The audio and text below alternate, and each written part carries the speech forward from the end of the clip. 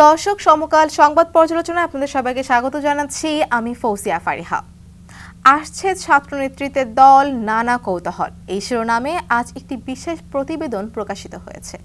আর এই বিষয়ে আলোচনা করতে আমাদের সাথে আজ উপস্থিত আছেন সমকালের বিশেষ প্রতিনিধি রাজীব আহমেদ। চলে যাওয়া যাক তার কাছে। রাজীব আহমেদ, আপনাকে সংবাদ পর্যালোচনায় স্বাগতম। কেমন আছেন? ধন্যবাদ, ভালো আছি। ছাত্র নেতৃত্বের দল কবে আসতে পারে? ছাত্র নেতৃত্বের দল আসলে কবে আসবে এটি তো খুব স্পষ্ট নয়। তারা বারবার বলছে যে ফেব্রুয়ারি। এখন ফেব্রুয়ারি, সেটি মধ্য ফেব্রুয়ারি থেকে ফেব্রুয়ারির শেষ ভাগের মধ্যে তৃতীয় বা চতুর্থ সপ্তাহে আসতে পারে, এরকম একটি আভাস তাদের দিক থেকে রয়েছে। যে নাগরিক কমিটির সদস্য সচিব আক্তার হোসেন তো গত পরশু বলেছেন যে মধ্য ফেব্রুয়ারিতে, কিন্তু নাগরিক কমিটির অন্য নেতা তাদের সঙ্গে যে আমি কথা বললাম গতকাল, আজকে সমকালে যে প্রতিবেদন প্রকাশিত হয়েছে, সেখানে তাদের ভাষ্য হচ্ছে যে সময়টি এখনও নিশ্চিত নয়। কারণ তারা সারা দেশে 650 থানা এবং উপজেলা রয়েছে।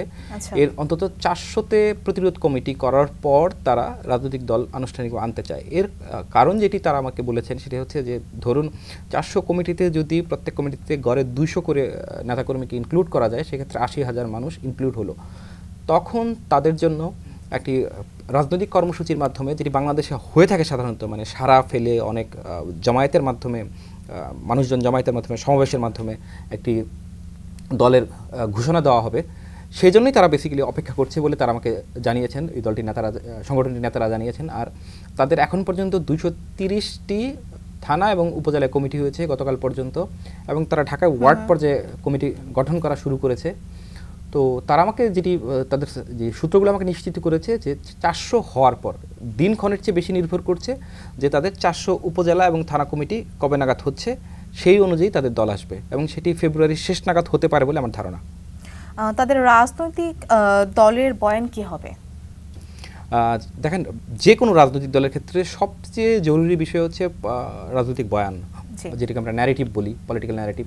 সেটি হচ্ছে যে দেখেন, আপনি পার্টির ম্যানিফেস্টোতে বা পার্টির কনস্টিটিউশনে কী লেখা থাকে এটা কিন্তু মানুষ খুব বেশি পড়ে না। যেমন আওয়ামী লীগের একজন লোক আওয়ামী লীগকে সমর্থন করে, কিন্তু আওয়ামী লীগের গঠনতন্ত্রে কী লেখা আছে এটা কি তাকে খুব বেশি রিলেট করে না। বা বিএনপির গঠনতন্ত্রে কী লেখা আছে, জামাতের গঠনতন্ত্রে কী লেখা আছে, এটা কিন্তু সমর্থকদের খুব বেশি ভাবিত করে না। তারা দেখে যে এই দলটির পলিটিক্যাল ন্যারেটিভ কী।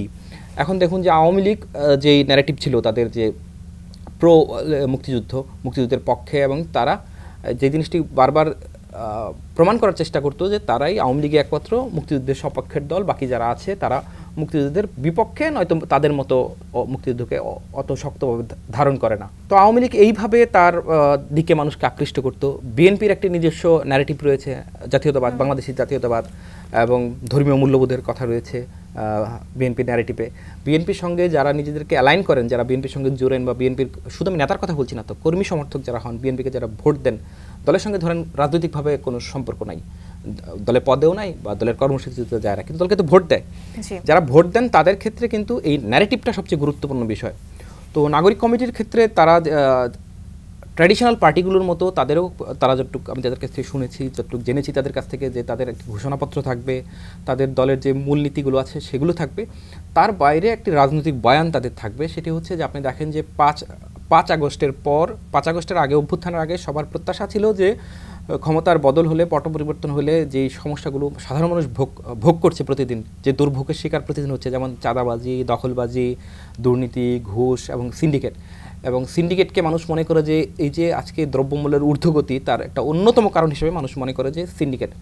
নাগরিক কমিটির সঙ্গে তাদের যে নেতাদের সঙ্গে আমি কথা বললাম, তাদের ভাষ্য যেটি হচ্ছে যে এই জায়গাটা, এবং মানুষ মনে করছে যে 5 আগস্টের পর এই পরিস্থিতির উন্নতি হয়নি।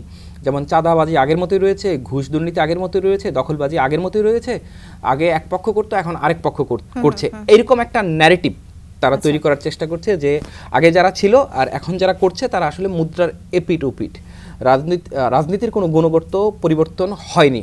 তো রাজনৈতিক গুণগত পরিবর্তনের প্রতিশ্রুতি দিয়ে যেন এই যে দুষ্কর্ম অপকর্মগুলো হয়, যেগুলো সরাসরি সাধারণ মানুষকে আক্রান্ত করে, সেজন্য তারা ঘুষ, দুর্নীতি, চাঁদাবাজি এবং সিন্ডিকেটের বিরুদ্ধে সোচ্চার অবস্থান নেবেন বলে তাদের একটা পরিকল্পনা আমি তাদের সঙ্গে কথা বলে জানতে পেরেছি। আরেকটি বিষয় হচ্ছে যে জাতীয় নাগরিক কমিটি এবং বৈষম্য বিরোধী ছাত্র আন্দোলনের মাধ্যমে অভ্যুত্থানের সূত্রপাত হয়েছিল, তারাই অভ্যুত্থানের সূত্রপাত করেছিল। তো নতুন রাজনৈতিক দল গঠনের পরেও কিন্তু এই দুইটি সংগঠন থাকবে, নাগরিক কমিটি এবং বৈষম্য বিরোধী ছাত্র আন্দোলন থাকবে। তারা হয়তো স্বীকার করছে না এখন, কিন্তু আমি যতটুকু বুঝতে পারছি বা বাংলাদেশের রাজনীতি যা বলে সেটি হচ্ছে যে এই ক্ষেত্রে তারা নতুন রাজনৈতিক দলের অনেকটা সহযোগীর ভূমিকায় থাকবে। নাগরিক কমিটি থাকবে তার মতো করে, রাজনৈতিক দল যেটি হবে সেখানেও তারা তাদের সরাসরি সম্পৃক্ততা থাকবে। তো বিএনপির সাথে যে বিরোধিতা চলছে, তো এটা কোন পর্যায়ে যেতে পারে? আগে বাংলাদেশের রাজনীতিতে প্রধান দুই শক্তি ছিল আওয়ামী লীগ এবং বিএনপি। 5 আগস্টের পর এই মুহূর্তে আপনি মাঠে, রাজনীতির মাঠে, ভোটের মাঠে আওয়ামী লীগ নেই। আওয়ামী লীগ নেই মানে কি, আওয়ামী লীগ কি হারিয়ে গেছে? আওয়ামী লীগের এই যে লাখ লাখ 10% বলেন, 20% বলেন, 25% বলেন বা 30% বলেন, যাই বলেন, তার যে জনসমর্থন আছে সেটি কি নিঃশেষ হয়ে গেছে, সেটি কি হারিয়ে গেছে? তা তো না। তো এখন মাঠে প্রধান শক্তি হচ্ছে আওয়ামী লীগ, বিএনপি, দুঃখিত, মাঠের প্রধান রাজনৈতিক শক্তি হচ্ছে বিএনপি। যেখানে বহুদলীয় গণতান্ত্রিক ব্যবস্থা আছে সেইখানে আপনি দেখবেন যে একটি শক্তিশালী দল থাকলে তার কাউন্টার হিসেবে আরেকটা শক্তিশালী দল গড়ে উঠবেই। যেমন আপনি বাংলাদেশের দিকে দেখেন, 47-এ যখন দেশ ভাগ হলো, পাকিস্তান হলো, তখন এই অঞ্চলে তো একটাই রাজনৈতিক দল ছিল, মুসলিম লীগ, আর তো কেউ ছিল না, শুধু মুসলিম লীগ। আর ডানে বামে উপরে নিচে চতুর্দিকে শুধু মুসলিম লীগ আর মুসলিম লীগ। কিন্তু দেখেন যখন গণতান্ত্রিক ব্যবস্থা এলো 1954 সালে, যখন বহুদলীয় ব্যবস্থায় নির্বাচন হলো, তখন কিন্তু তার আগের বছরগুলোতে কিন্তু একে একে আওয়ামী মুসলিম লীগ, তারপরে হচ্ছে মৌলানা ভাসানীর শেরেবাংলা ফজলুল হকের কৃষক প্রজা পার্টি, যেটি, এই দলগুলো কিন্তু একে একে গড়ে উঠেছে। শেষ পর্যন্ত আওয়ামী লীগ টিকেছে মুসলিম লীগের বিরোধিতায়। দুইটি বলয় তৈরি হয়েছে, বহুত্ববাদী যে রাজনীতি বা বহুদলীয় যে ব্যবস্থা, সেখানে একটি দল যদি অনেক বেশি শক্তিশালী হয়ে ওঠে, নিশ্চিতভাবেই তার কাউন্টারে আরেকটা দল তৈরি হবেই, এটাই নিয়ম। তারপরে দেখুন আমাদের স্বাধীনতার যুদ্ধের পর, 71-এর পর আপনি দেখেন যে একমাত্র শক্তি হচ্ছে রাজনৈতিক শক্তি আওয়ামী লীগ, আর কেউ নেই। খুব দ্রুত কিন্তু আওয়ামী লীগের বিরুদ্ধে জাসদ তৈরি হয়েছে।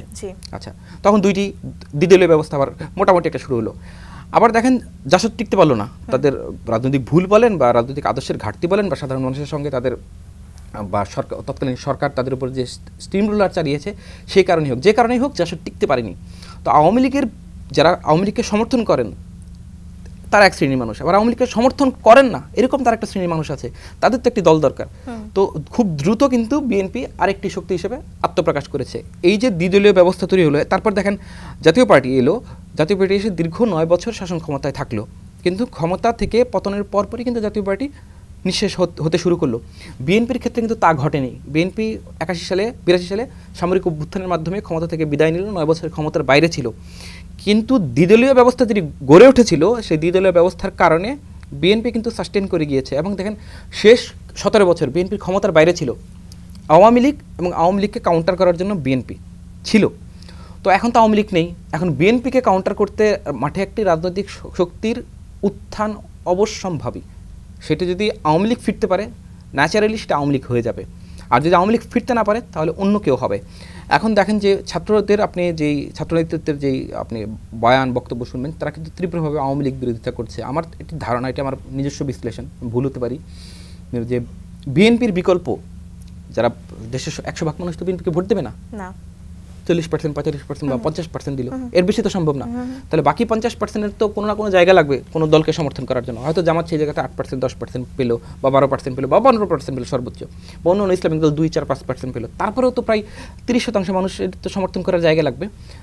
এই যে বিএনপির সঙ্গে ছাত্র নেতৃত্বের যে বিরোধিতা দেখতে পাচ্ছেন, এটা আমার বিশ্লেষণ হচ্ছে যে তারা বিএনপির একটি রাজনৈতিক প্রতিপক্ষ হয়ে ওঠার চেষ্টা করছে, তারাও একটি বড় দল হওয়ার চেষ্টা করছে। এবং এটা আমি মনে করি না যে এটা খুব দোষের কিছু, এটা রাজনীতিতে এটা খুব স্বাভাবিক বিষয়। এখন বিষয় হচ্ছে যে বিরোধিতা কত দূর যাবে, সেটা কোন পর্যায়ে গিয়ে পৌঁছাবে। আওয়ামী লীগ বিএনপির যেমন যেটা হয়েছিল, যে আওয়ামী লীগ বিএনপি রাজনৈতিক প্রতিদ্বন্দ্বী থেকে আস্তে আস্তে আস্তে আস্তে শত্রুতে পরিণত হয়েছিল।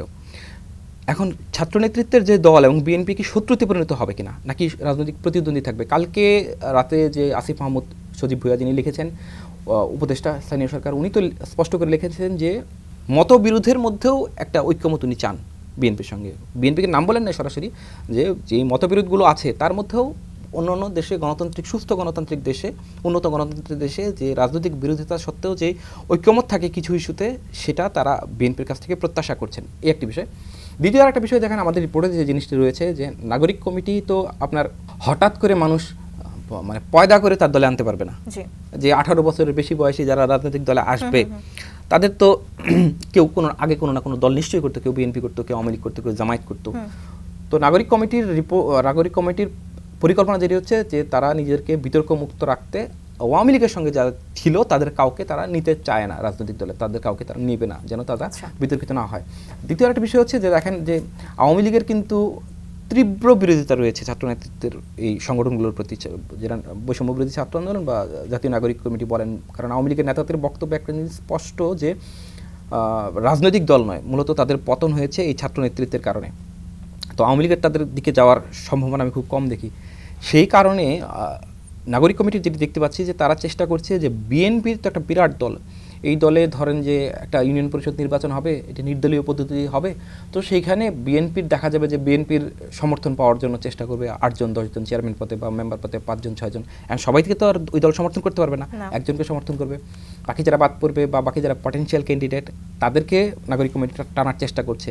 আবার আরেকটা দিক হচ্ছে যে 5 আগস্টের পর যে বিপুল জনপ্রত্যাশা ছিল যে রাজনীতির গুণগত পরিবর্তন হবে, সেটি হয়নি বলে যে অংশটি হতাশ, রাজনৈতিক কর্মীদের যারা হতাশ ক্ষুব্ধ, তাদেরকেও নাগরিক কমিটি দলে টানার চেষ্টা করছে। এখন এই টানাটানিতে এখন পর্যন্ত প্রতিদ্বন্দ্বী এই যখন এই পরস্পরকে দুর্বল করার জন্য একজন আরেকজনকে একজনের রিসোর্স আরেকজন নেওয়ার চেষ্টা করবে, তখন বিরোধ কতখানি পৌঁছায় এটা সময় বলবে।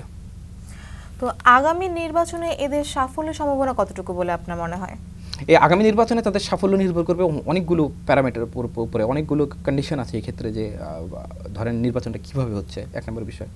নির্বাচনে কে কে পার্টিসিপেট করছে। এখন ধরেন যদি আওয়ামী লীগ পার্টিসিপেট করতে না পারে তাহলে এক হিসাব, আওয়ামী লীগ পার্টিসিপেট করলে আরেক হিসাব।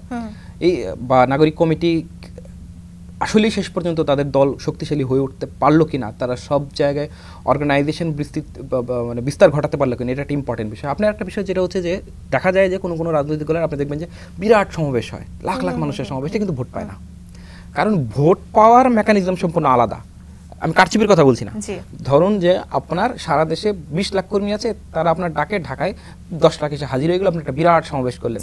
কিন্তু এই 20 লাখ যখন 300টি কনস্টিটিউয়েন্সিতে সংসদীয় আসনে ভাগ হয়ে যাবে, তখন তো খুবই ছোট শক্তি যে প্রত্যেক আসনে 5-6 হাজার করে। কিন্তু 5-6 হাজার দেখেন, আপনি ধরেন যে উদাহরণ হিসেবে নিলাম ঢাকা 10 এই আসনে 2 শতাধিক কেন্দ্র রয়েছে। 2 শতাধিক কেন্দ্রে আপনার কমপক্ষে 1000 বুথ রয়েছে, পোলিং বুথ। তো পোলিং বুথে একজন করে, প্রত্যেক বুথে একজন করে এজেন্ট লাগবে। আপনি যত জনপ্রিয় রাজনৈতিক দল হন, মানুষ আপনার প্রতি ধরেন যে খুব সফট কর্নার আছে, কিন্তু আপনি যদি পোলিং এজেন্ট দিতে না পারেন এবং আপনি যদি কেন্দ্রভিত্তিক সংগঠন তৈরি করতে না পারেন, সেক্ষেত্রে ওই রাজনৈতিক দলের ভোট পাওয়ার সম্ভাবনা অলমোস্ট জিরো। যে আপনি ইলেকশনে দাঁড়ালেন, শুধুমাত্র আপনি জনপ্রিয়তার ভরে জিতে যাবেন, এটা সম্ভব না। ইলেকশন জিনিসটা, পুরো জিনিসটাই খুবই সাইন্টিফিক একটা বিষয়। আপনাকে এই যে সাপোর্ট, এই সাপোর্টটাকে ভোটে কনভার্ট করতে হবে। এই কনভার্ট করার জন্য রাজনৈতিক সংগঠন লাগে, পলিটিক্যাল যে ন্যারেটিভ, সেই ন্যারেটিভ লাগে। জাতীয় নাগরিক কমিটির বা ছাত্র নেতৃত্বে যে দল আসছে, তারা যদি এই জায়গাটিতে সফল হয় যে একদম ইউনিয়ন পর্যায়ে, ওয়ার্ড পর্যায়ে, কেন্দ্র পর্যায়ে এবং কেন্দ্রের পরে বুথ পর্যায়ে তার সংগঠন বিস্তার করতে পারে, তাহলে নাগরিক কমিটির নির্বাচনে যথেষ্ট ভালো সম্ভাবনা আছে। না পারলে সম্ভাবনা জিরো। এদের সাথে কারো কি কোনো জোট আছে?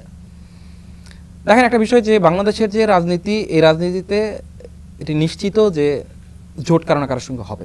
দেখেন, আওয়ামী লীগ যখন সর্বময় ক্ষমতার অধিকারী ছিল, আওয়ামী লীগের হাতে যখন প্রচন্ড ক্ষমতা, চারদিকে শুধু আওয়ামী লীগ আর আওয়ামী লীগ, আওয়ামী লীগ আর আওয়ামী লীগ, তখনও কিন্তু আওয়ামী লীগ জোট করেছে, 14 দলীয় জোট, মহাজোট, নানা রকম জোট করেছে। কারণ আপনার যে বয়ান, এই বয়ানকে যে আরো লোক দল সমর্থন করে, সেটা দেখানোর জন্য জোট করতে হয়। আবার এখন দেখেন, আপনি তো বুঝতে পারছেন যে এখন যে বর্তমান যে রাজনৈতিক পরিস্থিতি, নির্বাচন হলে বিএনপি আপার হ্যান্ড থাকবে। বিএনপি কিন্তু তারপরে দেখবেন ছোট ছোট দলগুলোর সঙ্গে সবার সঙ্গে বসছে, তাদেরকে জাতীয় সরকারে আনার কথা বলছে, তাদেরকে আসন ছাড়ার কথা বলছে, তাদের সঙ্গে সিট অ্যাডজাস্টমেন্টের কথা বলছে।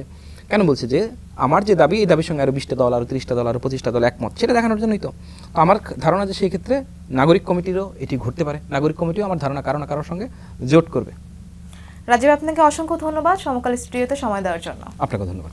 দর্শক, এই ছিল আজকের সংবাদ পর্যালোচনা। পরবর্তীতে আবার দেখা হবে নতুন কোনো বিষয় নিয়ে। সেই পর্যন্ত ভালো থাকুন, সুস্থ থাকুন, সমকালের সাথেই থাকুন।